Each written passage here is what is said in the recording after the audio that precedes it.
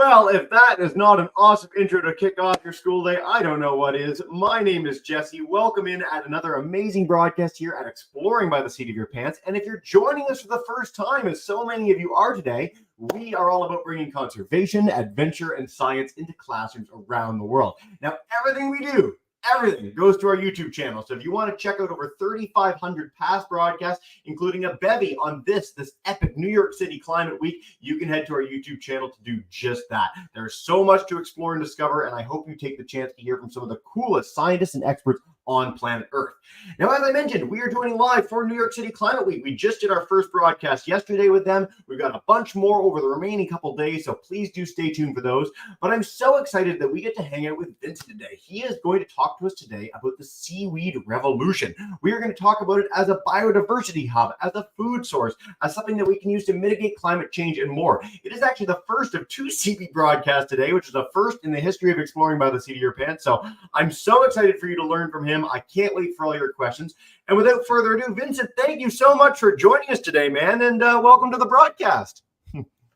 Well, thank you very much, and I'm so glad to speak with you all and to speak with the kids here, because I think if we want, we really need them. We really need the kids and the next generation here to change the world of tomorrow. We need a new way of thinking, and I think we have fed up this next generation with a lot of fears and drama, and it's time for hope. It's time for hopes and optimism. And seaweed is a great source of hope and optimism. I'm here in New York. We'll join President Biden and a few others after, but it's so important to stay there and to speak with classrooms as well, because that's where is the change. Well, we certainly feel the same way, and we appreciate you taking time out of your very busy schedule while you're there. And if you want to bring up your presentation and show us a little bit about the amazing work you're doing, we'd love to see that. I will. But first, I would like to say that, once again, I will discuss here about new superheroes. And seaweed are kind of new superheroes. You know, this book is a children's book that I did in France. It's called "How Seaweed Can Save the World." And actually, they can save the world. We still have to work around it. We still need a new generation to support, but they can save the world, and they have superpowers.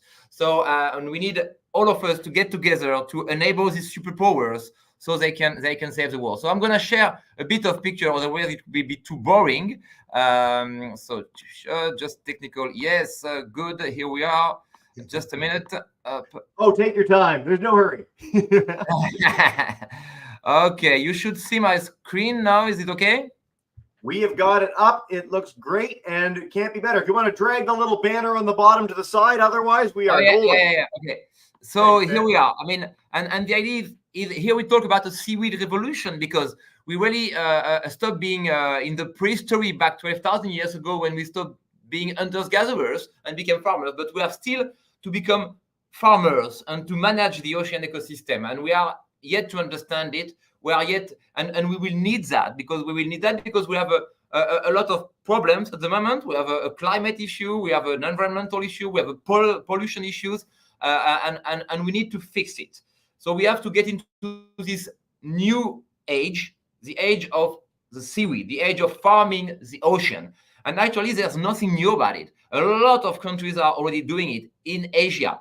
And why in Asia they're already farming the ocean? It's all new in the US. It's all new in Europe. Nobody is doing it almost. There are a few farms. But in Asia, they are doing it everywhere. It's already massive there. Why in Asia they are doing it? Well, the answer is very clear. And here is the answer. There are more people living inside this circle than outside of it. So if you feel like you're crowded in Seattle or New York, it's not crowded. You better get there. So because there were too many people there, they need to feed a lot of people. So they had to farm the ocean. They had to do some things that we never did before. But actually, we are human beings, because long time ago, we were very good at eating seaweeds. And that has changed our brain, and it made it become so big, and because seaweed are so good for our health and for our brain. So that's why we are here, and that's why we need to shift, to change, to become farmers in the ocean here. So that's a very important. And how it looks like, here we are in China, and you see a lot of farms. That's not necessarily where we go, but this farm, they are absorbing the pollution from China. As you may know, there's a lot of people in China. There's a lot of pollutions. all the pollution ends up in the ocean. These farms are absorbing the pollutions and recycle and clean the ocean. So it's a real solution. And here are some seaweed farms. So that's how it looks like. If you get closer from this, it will look like this. So it can be pretty big. It's easy. I mean, you don't need anything for seaweed. You don't need pesticide. You don't need land. And guess what? You don't even need to water seaweed, which is pretty cool. So here it grows. There's different type of seaweed actually, and seaweed are very, very old. I mean, seaweed. There's three main type of seaweed: the brown, the green, and the red seaweed.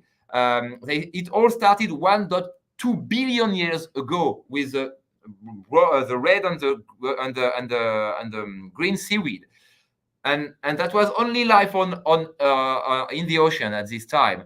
500 million years ago only, some green seaweed moved on land, and they created all sort of life we know on land. And the green seaweed are the ancestors of the trees, of the plant. So today a green seaweed is much more a cousin.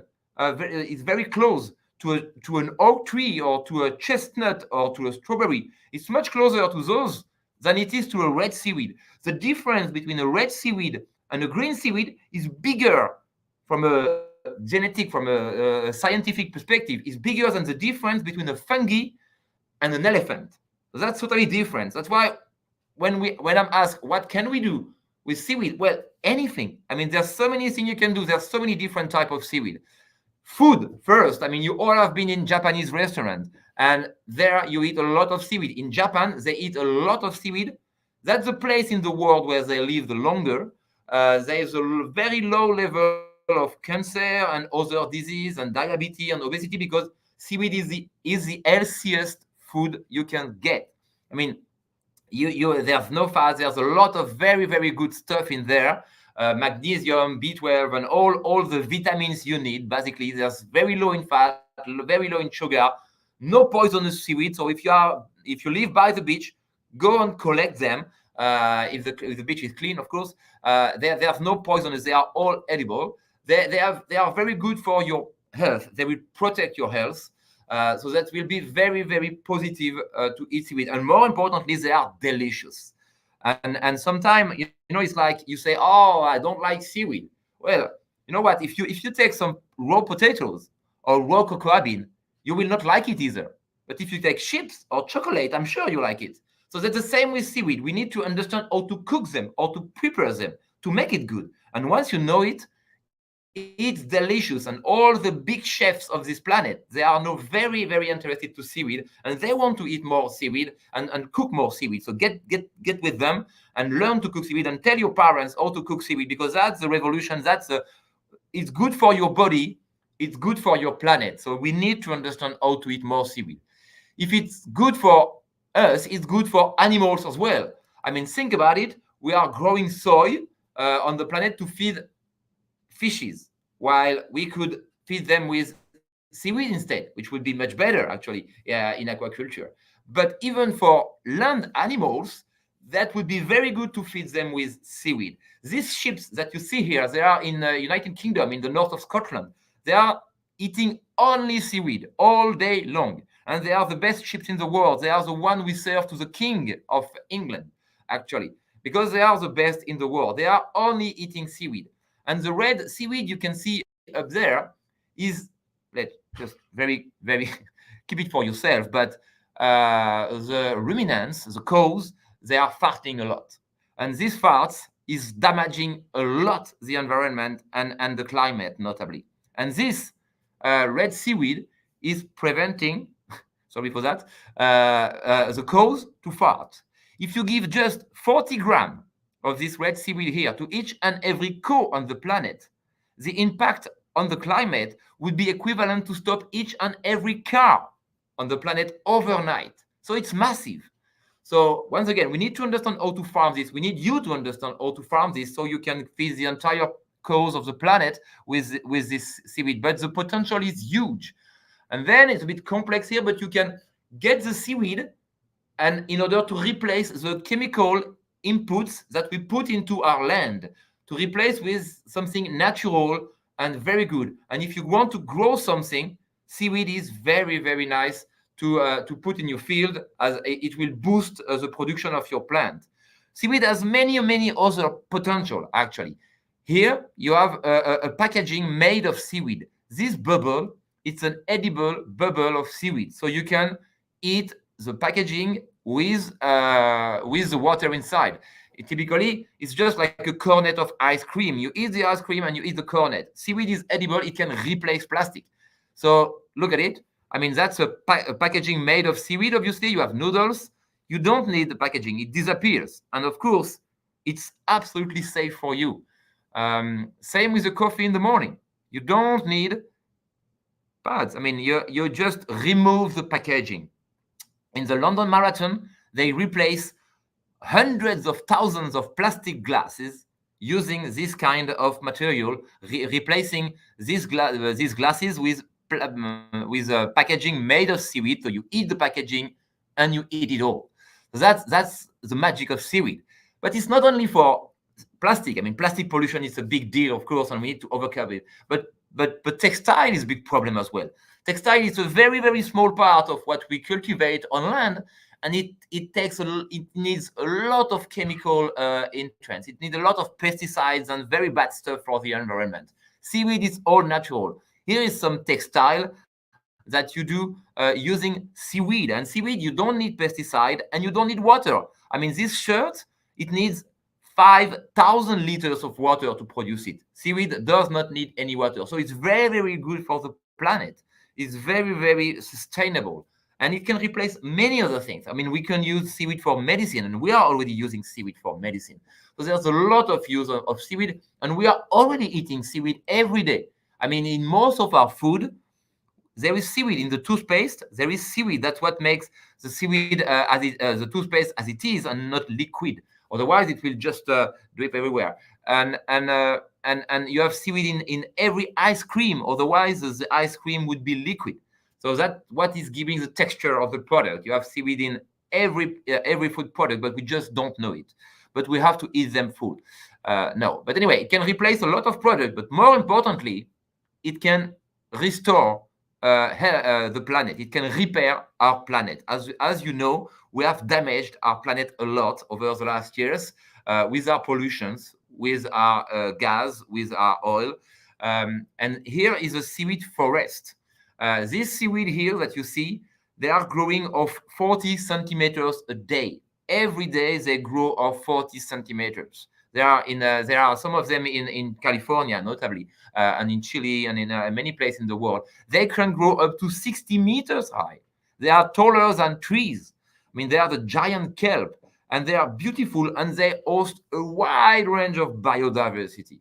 You know, they are just amazing. There's a lot of fishes here, shellfish and everything. As long as you plant and cultivate seaweed or make seaweed grow, it will host a huge range of biodiversity, very wide range. So if you want more fish, if you want to restore the fish stocks in the ocean, first, the best is to plant seaweed. If you want to repair the ocean instead of destroying them, the best is to plant seaweed. And as you can imagine, because it will grow very fast and very high, it will absorb a lot of carbon. It will absorb a lot of carbon, and it will stock carbon in the sediment, in very deep in the water. And there, the carbon it cannot goes out. It cannot move back in the atmosphere. So it is what we call sequestered here for millions of years. So basically, you remove carbon from the atmosphere to sink it in the deep ocean using seaweed. So it's a really cool stuff, because you will contribute to cool down the planet. And as you know, global warming will be most likely a very big issue in the future. So seaweed is very great. And we have to take care of our ocean. And seaweed can repair the ocean. And why we have to take care of our ocean? Because here you can see the planet here. And here is the bubble, the water bubble is our ocean. So you may think that our ocean are very big and we can put anywhere and dump anything in there. But they are very small, actually. They are a very thin layer on the planet. They are very small, and they are the source of every life. I mean, all life we have on this planet started in the ocean. And it's still the basis of the ecosystem on Earth are in the ocean. So this small bubble here We have to pay attention to it. And we don't know this bubble at the moment. We know more what's happening at the surface of the moon that's what's happening in the ocean. So we need more scientists. We need more people to understand what's happening in the ocean, because we don't know anything.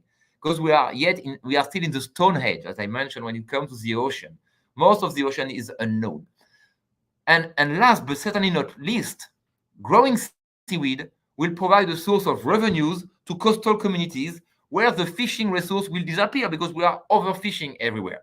Anyway, so there's no fish in the ocean. Still, for the poor population, here we are in Africa, but of course it's the same everywhere. In the US, I mean, seaweed is seen as a great resource in Alaska, in California, in Maine, and it will provide revenues and jobs to coastal communities. And here is a great story to tell. Here we are in Zanzibar. In Zanzibar, 30 years ago, the women that you see here walking in the field, they were not authorized to step out of home, of their house. It's a very patriarchal and traditionalist country. Women were locked at home, really, literally. And because of seaweed, they were authorized to step out of home and to cultivate seaweed, because the fishing resources were declining for their husband. So the husband said, okay, yeah, you can go and work on the beach and cultivate some seaweed. Seaweed cultivation became a big success in Zanzibar. And today, this is the third biggest resource. So it generates a lot of money in Zanzibar. These women, they still have most of this money. Most of this money goes to the women.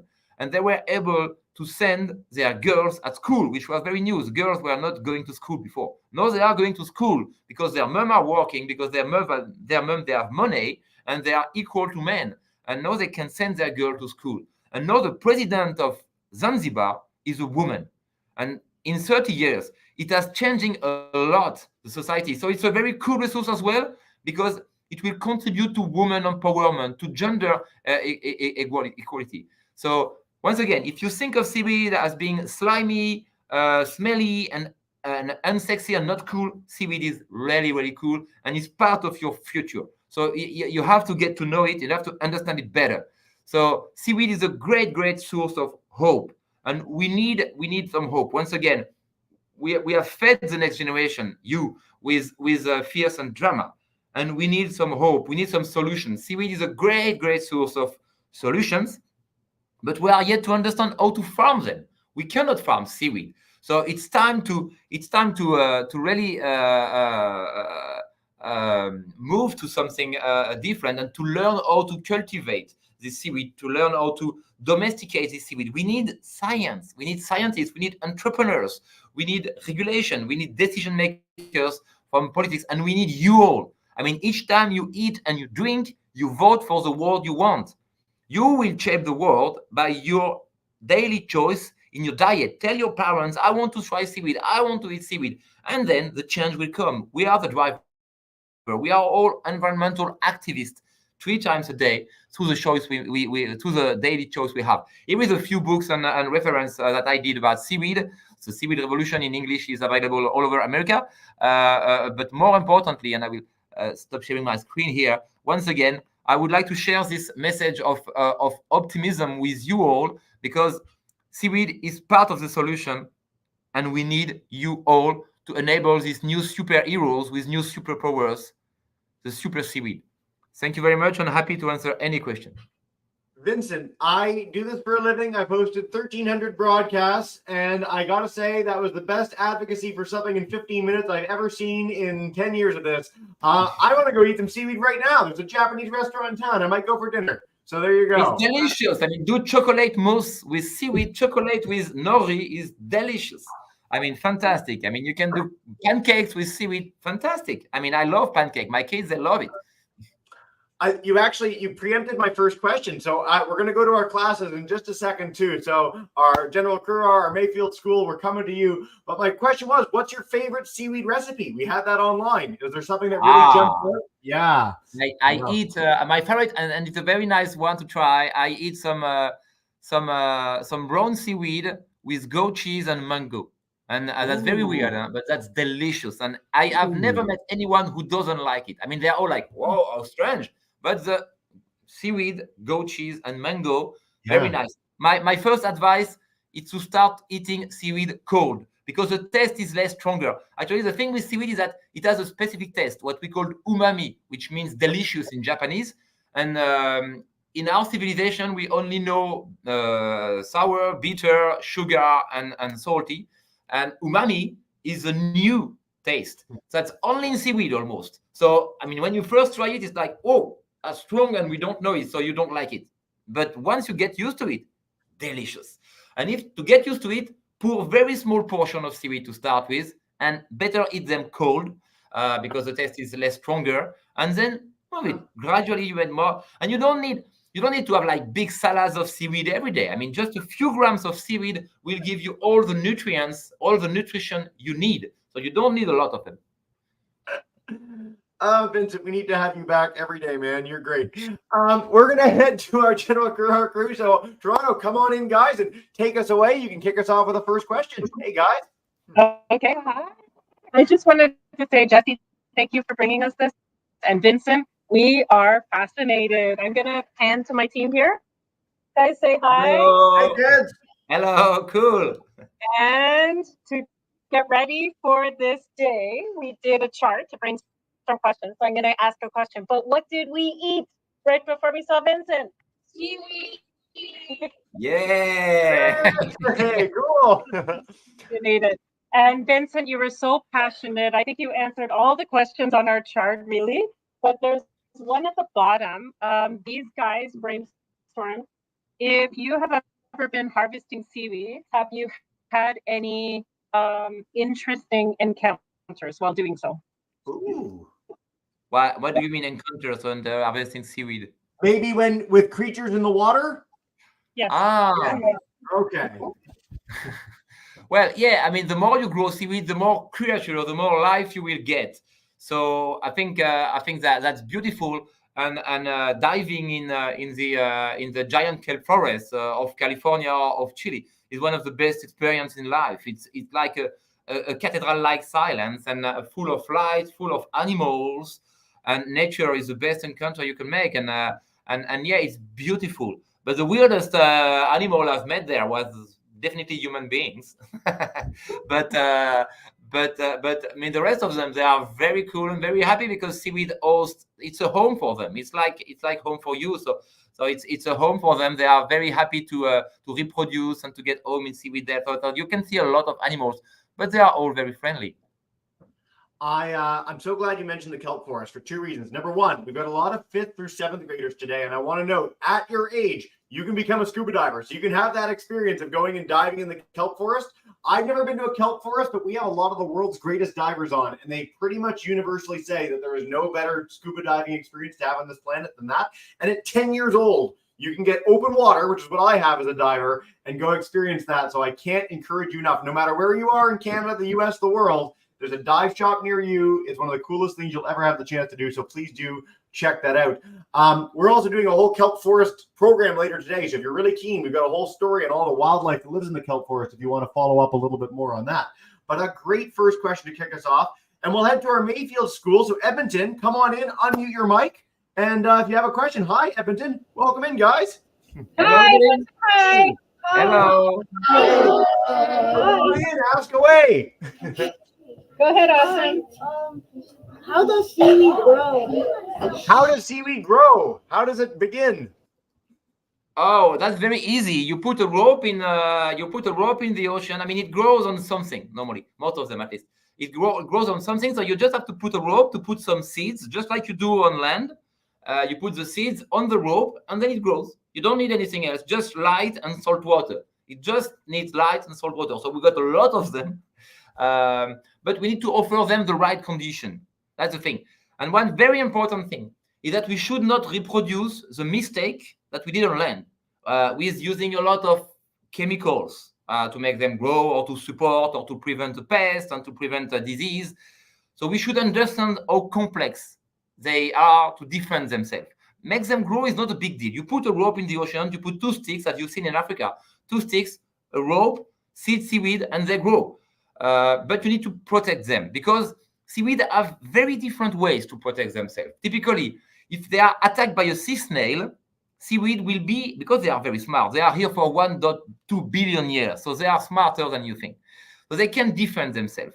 If they are attacked by a grazer, by a sea snail that will eat them, they can have plan A, which is I will inform the community here, all my fellow seaweed, that we are attacked by a sea snail. We will release a toxin, something that the sea snail doesn't like. So it's disgusted and it doesn't want to eat them anymore. And if it's not working, if the sea snail is very hungry and keeps eating them, they release the plan B.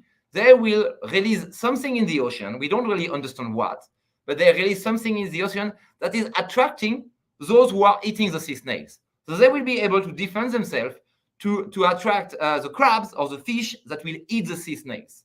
And that's what we have to understand. That's what we are yet to understand from a scientific perspective. How do they do that? Because you don't want to start using again pesticide and bad stuff in the ocean. That's exactly what we don't want to do. We need to understand the complexity of life. And life is very complex because it's been there for very long.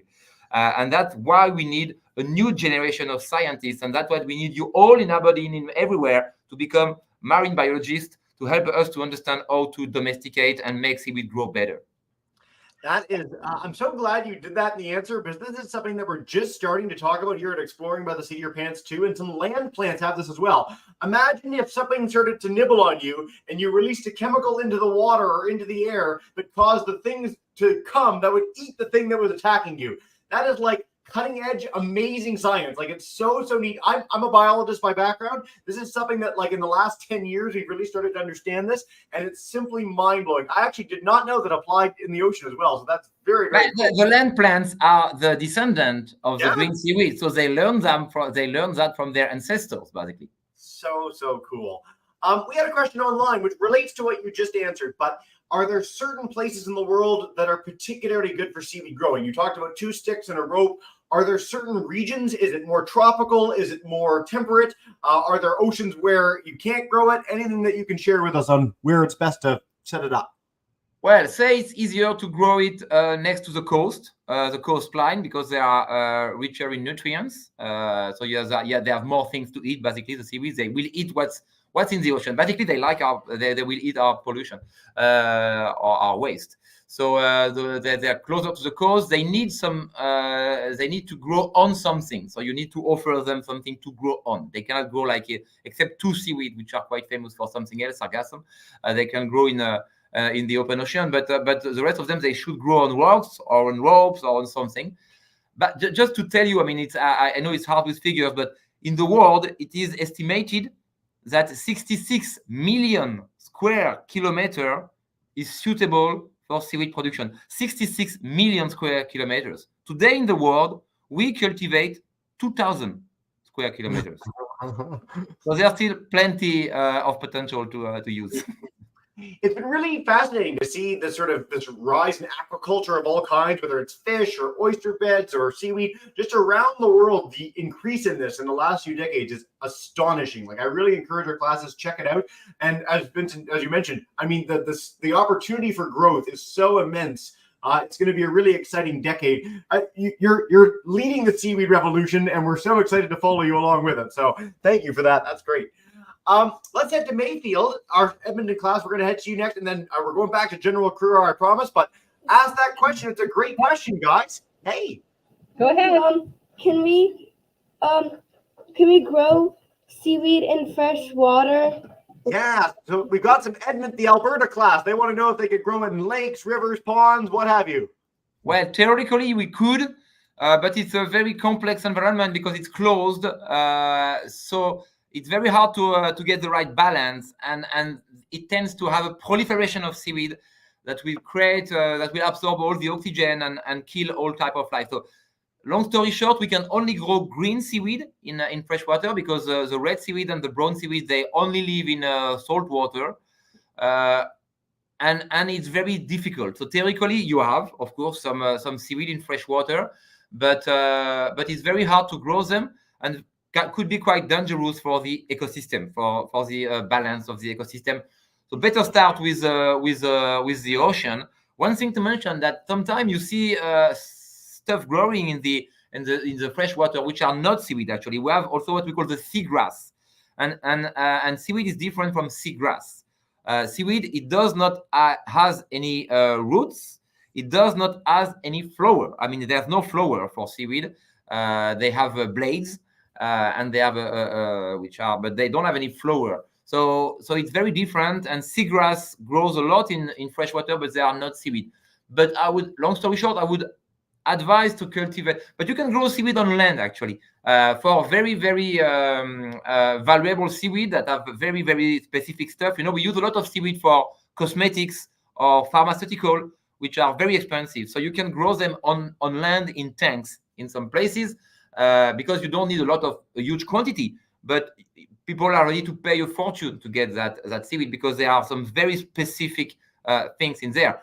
I mean, the seaweed there, the seaweed skin is the same as our skin. Once again, we took the skin from the seaweed. Seaweed, when they are on the sun, they get tanned, just like we do. So we use in our cream, face cream and so forth, skincare cream, we use seaweed in each of them. And these are very expensive stuff. So this kind of seaweed, you can grow them on land in tanks. Better. Very cool. And for the commercial, everything that we talked about at the beginning of the program, you'll have to hang out with your British Columbia friends just to the west. They'll help you grow some seaweed out in the oceans off the coast there. Great question, guys. All right, time flies and you're having fun. We're nearing the end of the broadcast, because we want to leave Vincent back to convince the entire United Nations to take this up as a cause as well. But we'll head back to our general crew. Our crew, come on in and take us away. Hey. Okay, thank you so much, both of you. I guess, Vincent, you've answered all of our questions and then some. I guess I would love to know, on behalf of my class here, the products and plastic bags and everything made out of seaweed and coffee pods, everything. When do you think we are going to start to be able to see some of those for sale? Yeah.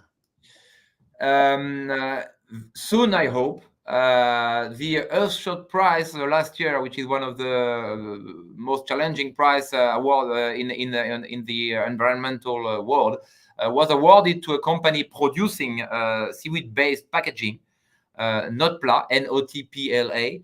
You can actually buy some products. They are British-based, but they just raised a lot of money right now to grow in the US. So soon you should be able to buy their stuff. There are some company like Lloyd or other that are doing some straws or in the US using seaweed. It will come. I mean, just to give my magic trick with them, here is a seaweed made packaging. So it's here I have a seaweed spoon, so you can okay. And the magic here is that, like, I will do my magic trick because I like this one. It's a bubble made of seaweed with olive oil inside. So just like in any restaurant, it could be whatever you want, ketchup or whatever, chocolate or whatever.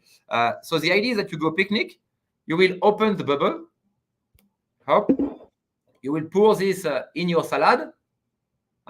Okay, and then you can throw it away because it's biodegradable. So you can really put it anywhere in the sea or whatever, because biodegradable and compostable. But you can do something even better. You can actually eat the packaging because it's seaweed. It's good. That's one of the best demos ever. I want this stuff so badly. Like, I've never seen video of the pasta packet, the coffee packet. It's so cool. And I'm going to forward Notpla to all our classes. So if you register for today, I'll just pass you along the link. That is one of the most prestigious prizes. We featured quite a few Earth Prize winners in the past. So a very, very cool plug in the program. Vincent, I can't wait to have you back in the future to introduce your work to even more kids. But for our classes today, is there any final message you want to leave everyone with before we bring in our groups to say a big thank you and farewell? Well, once again, the message is eat seaweed. Just get to a organic shop, to wherever you can, source online, and try to eat seaweed. Get used to seaweed, and that way you will change the world. And then, if you want to do even more, then we need a lot of scientists. We have a big problem because nobody gets interested to the ocean. Everybody wants to stick to what we know, which is land-based economic and stuff like this. Seaweed is, once again, my book here is a Seaweed Revolution. If you want to know more, and there it's a revolution. It's really a revolution, and more importantly, well, we'll say it again, but it's a lot of hope, and we have to be optimistic about the future. The world is getting better. The world is, whatever people say, the world is getting better, and it will keep getting better. It's not it's not good enough. That's the problem. But it's getting better, and we need to keep doing the same effort and be innovative, find new solutions. And if we all together we learn how to farm the ocean, then we will be remembered. You will be remembered, you kids, as the first generation on this planet who will manage to feed for the first time ever the entire world population for the first time ever. And not only that, but you will restore biodiversity also. You will alleviate poverty, and you will repair our climate. But we need you for that. So go and eat seaweed, and welcome to the Seaweed Revolution. Vincent, there is no better message than that. This is an extraordinary broadcast. We really appreciate you taking your time to share your passion and knowledge with us today. And as we do to wrap up every broadcast, I'm going to bring in our live classes to join me in saying a big thank you and farewell. So Ms. Banacos, Ms. Harris class, Mayfield School, thank you so much, everybody. Thank you, Have a wonderful day. Bye for now. Thank you. All really soon.